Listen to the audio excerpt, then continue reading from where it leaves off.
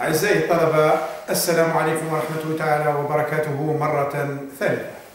نواصل الأسس المنهجية لكتابة مقالة فلسفية، وتلاحظ معي عزيزي الطالب عزيزتي الطالبة أننا اعتمدنا أسلوب التبسيط والأسلوب التدرجي حتى يستوعب التلميذ الأسس المنهجية، لأننا لا نتركه تائها ونقول له حلل مقالة فلسفية بطريقة هكذا بدون أسس منهجية. عندما تمتلك الأسس المنهجية والمفاتيح التي تسهل عليك كتابة مقالة فلسفية، فنحن نضمن أن لديك القدرة عندما تستجمع هذه المعارف والمعلومات والأسس المنهجية.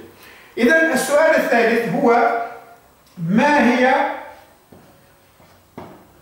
الشروط الأساسية، لأن هناك كثيرا من الشروط الأخرى الأساسية لكتابة مقالة فلسفية، مش أي مقالة فلسفية، مقالة فلسفية ناجحة.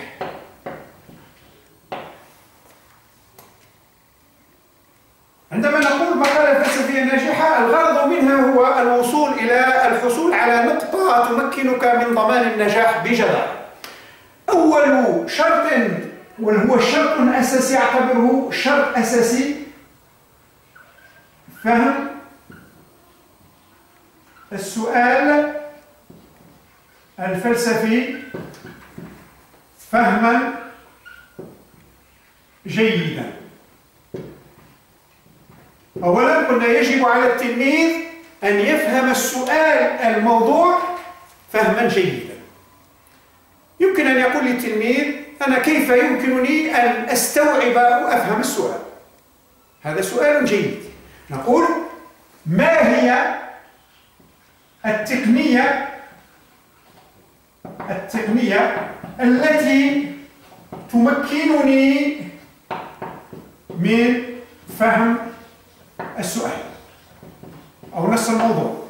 لأن غالبا ما حدثت لنا في امتحانات شهادة البكالوريا أثناء عملية التصحيح الخروج الكلي عن الموضوع من طرف الكثير من المترشحين لشهادة البكالوريا، خاصة في مادة الفلسفة، عندما كانت الأسئلة غير واضحة أو مفخخة أو تحتمل العديد من الاحتمالات. إذن أقول لك: يجب عليك أيها التلميذ النجيب المجتهد أن تستعمل ما يسمى بعملية التفكيك. أنصحك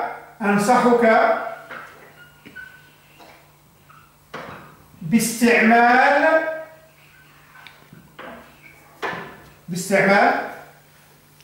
تقنية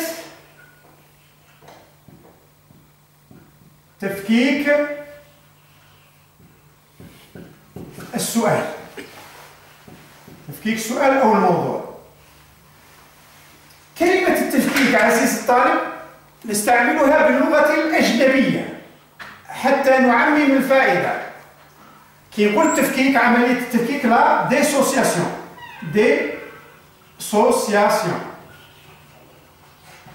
ونعطيك مثال. عندنا السؤال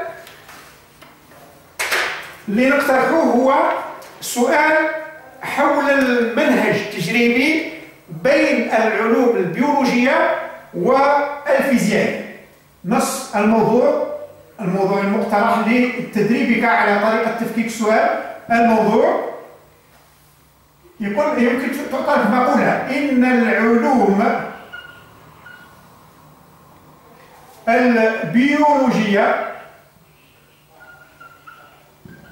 إن العلوم البيولوجية تختلف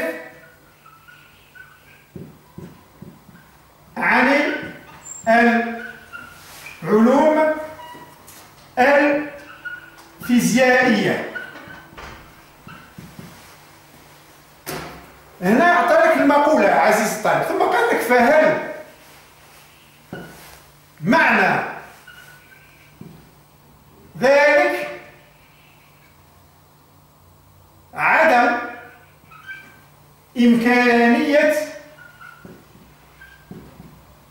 إمكانية تطبيق المنهج التجريبي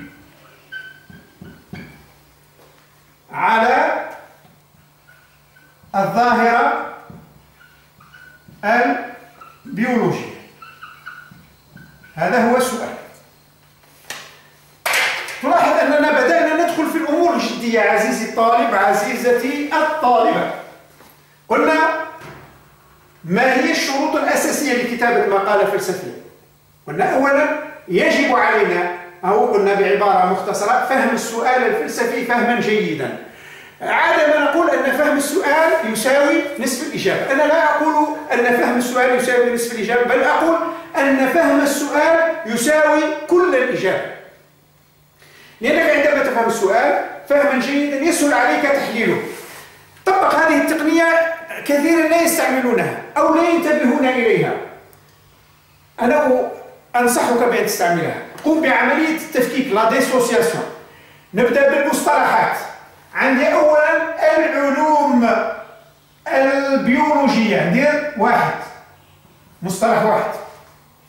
ثم عندي العلوم الفيزيائية، مصطلح اثنين، هذا مصطلح واحد. مصطلح اثنين نخلي نروح المنهج التجريبي، مصطلح ثلاثة. وتكررت الظاهرة، لا هنا علوم بيولوجية، هنا الظاهرة البيولوجية، مصطلح أربعة. إذا عزيزي الطالب لديك في السؤال مصطلحات: العلوم البيولوجية، العلوم الفيزيائية، المنهج التجريبي، والظاهرة البيولوجية. الآن أذهب إلى مفاتيح السؤال. شوف عزيزي الطالب، كلمة هل معنى ذلك عدم لا يمكن، عدم إمكانية، كلها مع بعض، عدم إمكانية تطبيق المنهج التجريبي عليه على الظاهرة البيولوجية. إذا ماذا تفعل؟ انطلاقا من تفكيك السؤال إلى عناصره، تذهب مباشرة إلى المسودة وليست المسودة، لأن هي من الأخطاء اللغوية الشائعة نقول المسودة، لا، المسودة، لأنها بيضاء ووقع عليها التسويد. إذا المسودة، ونبدأ نكتب ونشرح في هذه المفاهيم. فالعلوم البيولوجية، العلم البيولوجيا هو العلم الذي يختص بدراسة ماذا؟ نقول الحياة؟ لا، نقول مظاهر الحياة، لأن الحياة لا يمكن أن ندرسها، تدخل في نطاقها الميتافيزيقي، ولكن الذي يمكن أن ندرسه هو الظاهرة ماذا؟ البيولوجيا، العلم البيولوجي. هذا في المسودات اكتبها عزيزي الطالب. العلم البيولوجي هو الذي يختص بدراسة مظاهر الحياة. وأنت تعلم أن مظاهر الحياة تكون في إطار التغذية والتنفس، التمثيل الضوئي، التكاثر والتناسل إلى غيرها من الصفات. تجي العلوم الفيزيائية، العلم الفيزيائي. هنا العلم البيولوجي هو الذي يدرس مظاهر الحياة. العلم الفيزيائي هو الذي يدرس المادة الجامدة، يختص بدراسة المادة الجامدة. تلاحظ معي بأن لكل ظاهرة، سواء كانت الظاهرة الفيزيائية أو الظاهرة البيولوجية، خصوصيات، وعندما نطبق المنهج التجريبي عليها نجد جملة من الصعوبات والعوائق. فمثلا نقول الآن العلم البيولوجي والعلم الفيزيائي، كاين علمين. الآن المنهج التجريبي، لاحظ معي كلمة المنهج التجريبي. شوف عزيزي الطالب، استعمالنا السبورة نستعمل هذا المنهج التجريبي نلخصه بحروف O H I عفوا E I C. سيلومني زملائي المتخصصون في مادة الفلسفة بأنني أضفت رمز ولكن هذا في الدراسة الأكاديمية، الدراسات الأكاديمية هذاك ستفهمونه جيدا، لأن البعض يعرف فقط 4 لا يعرف الإي، وبالتالي نشرحه. الآن المنهج التجريبي يعتمد على l'observation. observation يعني ملاحظة، والملاحظة عندها أنواع تعرفوها في دراستكم للمنهج التجريبي. أو يعني hypothèse، يعني الفرضية. expérience يعني تجربة. interprétation فتلاحظون أننا نستعمل اللغة الأجنبية لأن الفلسفة قلنا بدأت تعتمد على غيرها، وهذا في مجال الانتربريتاسيون يعني تأويل أو تفسير. ثم لا كونكليزيون يعني الاستخلاص أو النتيجة. إذا الآن فككت السؤال وعرفت أنك لديك معطيات. السؤال وش يقول لك؟ يقول لك يا أيها الطالب النجيب، هل عندما ندرس الظاهرة البيولوجية نفس الشيء عندما ندرس الظاهرة الفيزيائية؟ الجواب تعرفه. هو قال لك هل معنى ذلك أو سهل لك هل معنى ذلك عدم هذا المفتاح إمكانية تطبيق منهج على الظاهرة البيولوجية؟ إذا فالإجابة هناك من يقول نعم. إذا هذا جدل أو ربما نميل إلى أن نوضح خصوصية تطبيق المنهج التجريبي على الظاهرة البيولوجية. إذا هناك خسائر. إذا هذه العملية قلنا عملية التفكيك، وسنعالج في حصص قادمة إن شاء الله سنعالج مقالة كيف نعالج مقالة فلسفية. إذا قلنا فهم السؤال فهما جيدا. ثم نبدأ علينا أن نحرص على أن تكون الحرص على سلامة التركيبة اللغوية. إذا الشرط الثاني هي ثانيا الحرص على سلامة اللغة.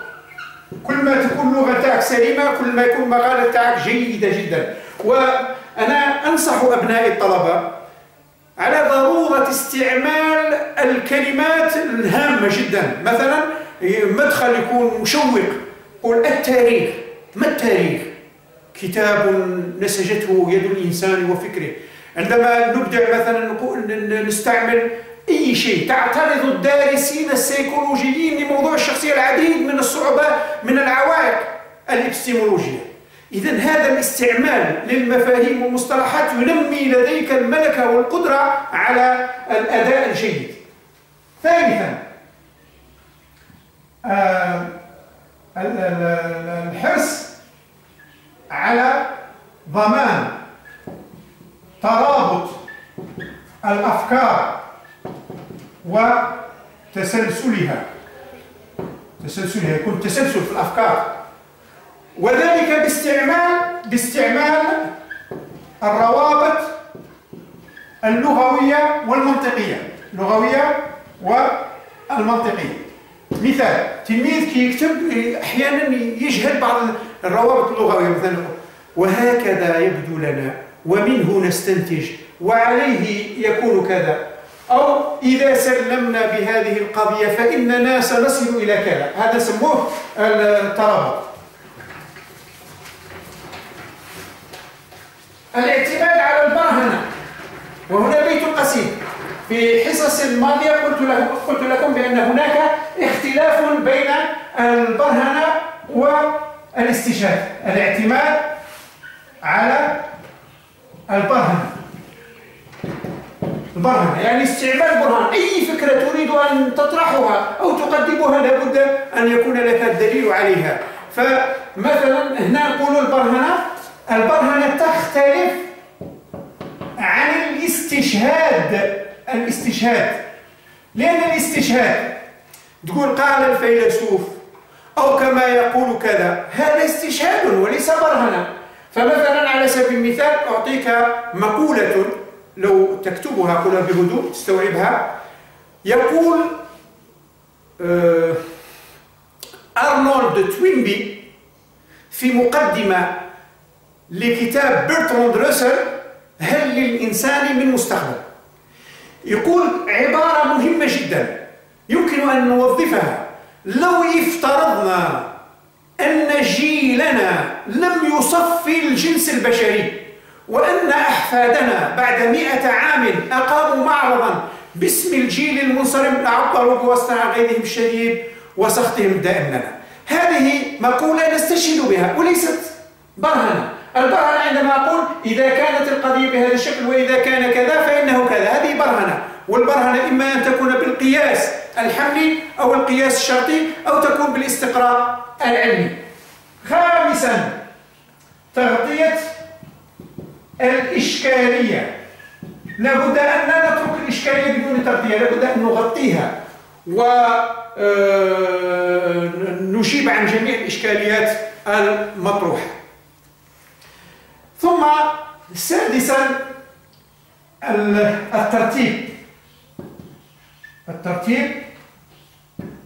ترتيب الأفكار، وكذا الالتزام بالمنهجية.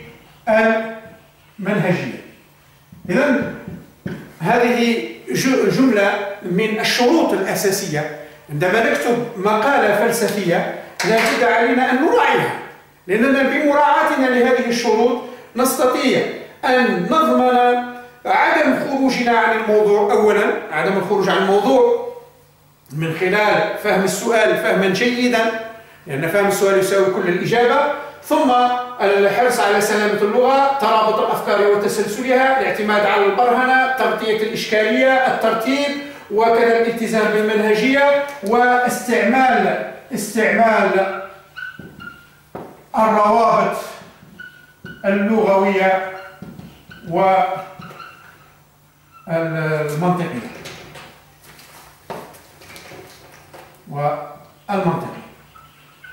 نكون بذلك قد خطونا خطوة مهمة في الإطار المنهجي.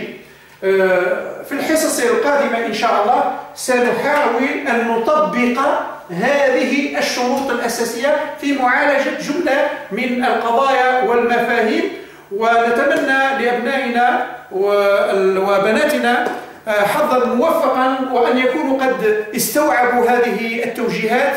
عمدت فيها إلى التبسيط والتدرج حتى يستأنس التلميذ بهذه التوجيهات، نتاج خبرة سنوات المادة هذه التي نعشقها رغم أننا افترقنا عنها لمهام وأشغال إدارية، ولكن في سبيل خدمتكم نحن على استعداد لمساعدتكم في أي وقت، وإلى لقاء قريب إن شاء الله في معالجة جملة من القضايا. وربما سنعطيكم هذا السؤال الذي طرحناه سنعالجه في الحصة القادمة كمقالة فلسفية تطبيقية.